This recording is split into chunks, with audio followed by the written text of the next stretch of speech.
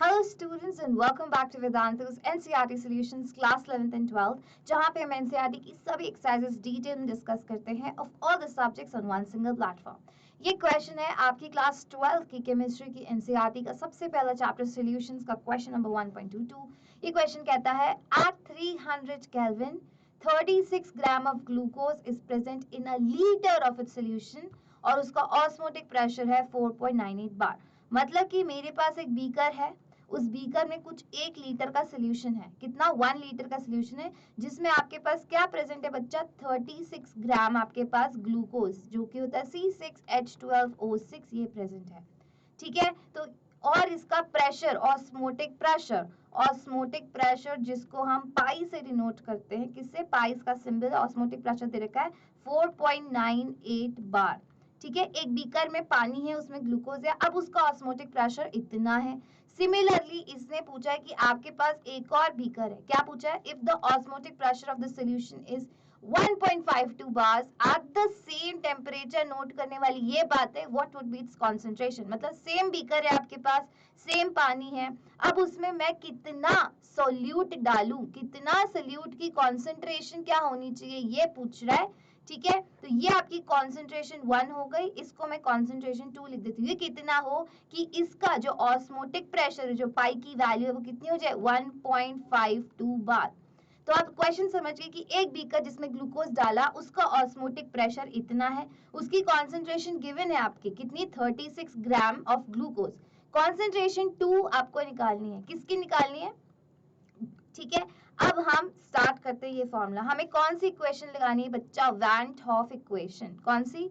Van Hoff equation हम use करेंगे किसके लिए? ऑस्मोटिक प्रेशर और कॉन्सेंट्रेशन के बीच की जो इक्वेशन है वो होती है pi is equals to concentration into the gas constant into your temperature. Pi क्या है यहाँ पे? आपका ऑस्मोटिक प्रेशर है, सी आपकी यहाँ पे कॉन्सेंट्रेशन है, आर आपका यहाँ पे गैस कांस्टेंट है। ठीक है, और टी आपका यहाँ पे टेम्परेचर है। अब एक बात नोट करना, आपको क्वेश्चन में बोला है कि टेम्परेचर दोनों का सेम है और गैस कांस्टेंट तो कांस्टेंट होता है, वो तो हर केस में सेम रहता है, तो ये दोनों वैल्यूज दोनों के लिए सेम हो गई, केवल क्या अलग होगा? आपका कॉन्सेंट्रेशन की वैल्यू। तो अब मैं क्या करूंगी? केवल इक्वेट करना स्टार्ट करती हूँ कि अगर pi 1 is equals to concentration of 1 into R T, और जो आपका पाई 2 है बच्चा वो कितना होगा? Concentration of 2 into R T. ये होगा, यहाँ तक सबको समझ आए? ये फॉर्मूला 1 होगा और ये फॉर्मूला 2 यूज होगा। ठीक है, अब नेक्स्ट चीज आपको पता होनी चाहिए, कॉन्सेंट्रेशन 1। कॉन्सेंट्रेशन 1 का क्या मतलब है? मुझे नंबर ऑफ मोल्स निकालने और कुछ नहीं। नंबर ऑफ मोल्स का क्या फॉर्मूला था? Given mass upon molar mass. Given mass हमें गिवन है कि 36 ग्राम ग्लूकोज डाली है मैंने, और ग्लूकोज का मोलर मास मैं निकाल देती हूँ। मोलर मास किसका निकालना है? C6H12O6 का, जो कि आता है आपका 180 ग्राम पर मोल। क्यों आएगा ये? क्योंकि कार्बन के कितने मोल्स हैं? 6। तो यहाँ पे ऐसे लिखेंगे कि 180 कैसे आया? 6 इंटू 12 होता है एटॉमिक मास कार्बन का, प्लस 12 इंटू 1 जो कि हाइड्रोजन का होता है, प्लस 6 इंटू 18 6 इंटू 16 सॉरी जो होता है आपका ऑक्सीजन का मोलर मास। ठीक है, इन सबको जब मैं इक्वेट करती हूँ तो आता है 180 ग्राम पर मोल। ठीक है, सो दिस इज योर, यहाँ पे आएगा, यहाँ पे लिख देती हूँ 180 इसका मोलर मास, 180 ग्राम पर मोल इसका मोलर मास लिख देती हूँ। तो कॉन्सेंट्रेशन 1 की कितनी आ गई मेरे पास? कॉन्सेंट्रेशन 1 की आ जाएगी 36 अपॉन 180 ग्राम पर मोल। अब इसे मुझे इक्वेट करना है, कॉन्सेंट्रेशन 1 मेरे पास आ चुकी है। ठीक है, तो अब हम पाई 1 और पाई 2 को इक्वेट कर देते हैं, which is your equation 1 and your equation 2। अब क्या करूंगी मैं? यहाँ लिख देती हूँ सीधे पाई 1 is equals to C1RT and your pi 2 is equals to C2RT। ठीक है, अब इन दोनों को इक्वेट करूँ तो इसके बीच में डिवीजन का साइन लगा सकती हूँ, RT कैंसिल हो जाए क्योंकि दोनों सेम है। तो पाई 1 की वैल्यू पुट कर देते हैं। पाई 1 की वैल्यू जो क्वेश्चन में गिवन है, जो फर्स्ट ऑस्मोटिक प्रेशर है 4.98 बार है, सेकेंड ऑस्मोटिक प्रेशर है 1.52 बार, यही सेम लिख दूंगी। फर्स्ट ऑस्मोटिक प्रेशर कितना है बच्चा? 4.98 बार। ठीक है, is equal to concentration first की थी 36 अपॉन 180, यही थी। अब यहाँ पे दोबारा से पाई 2 जो आपका ऑस्मोटिक प्रेशर दूसरा का था वो था आपका 1.52 बार, और इसकी कॉन्सेंट्रेशन तो मुझे निकालनी है, इसकी तो यहाँ पे इंटू C2 कर दूंगी।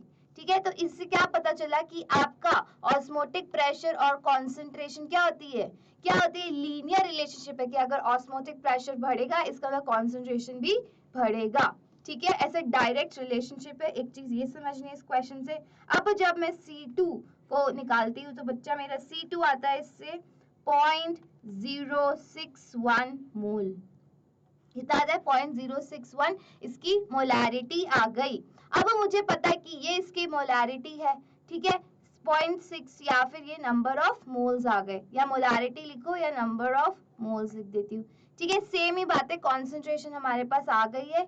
अब इसका मुझे क्या निकालना है, अगर मुझे कितने ग्राम्स डालने में वो निकाल देती हूँ, जैसे कॉन्सेंट्रेशन C2 की निकालनी है तो अब मुझे पता है वो कितनी आई 0.061 इज इक्वल्स टू 180 ग्राम जो कि मेरा होता है मोलर मास ऑफ ग्लूकोज, और यहाँ पे मुझे इसका कितना ग्राम्स है वो निकालना है। तो इससे आपका पूरा का पूरा जो कॉन्सेंट्रेशन C2 है इसका मोलर मास निकालूंगी तो आएगा अप्रोक्सीमेटली 10.98 ग्राम्स, और which is equivalent to 11 grams. मतलब इतना आपको ग्राम इसमें ग्लूकोज डालोगे, इतना कितना 11, अराउंड 11 ग्राम्स ग्लूकोज जब इसमें डालोगे तो इसका ऑस्मोटिक प्रेशर 1.52 बार होगा, मतलब कम हुआ। तो आप देख रहे हो जब मैंने 36 ग्राम डाला तो ज्यादा है, और जब कम ग्लूकोज डाला तो कम हुआ। वही मैंने रिलेशनशिप बताई कि पाई और कॉन्सेंट्रेशन के बीच में कैसी रिलेशनशिप है, डायरेक्ट, कि अगर मेरा ऑस्मोटिक प्रेशर बढ़ रहा है तो कॉन्सेंट्रेशन भी बढ़ेगा। अब यहाँ पे कॉन्सेंट्रेशन कम कर दी तो ऑस्मोटिक प्रेशर भी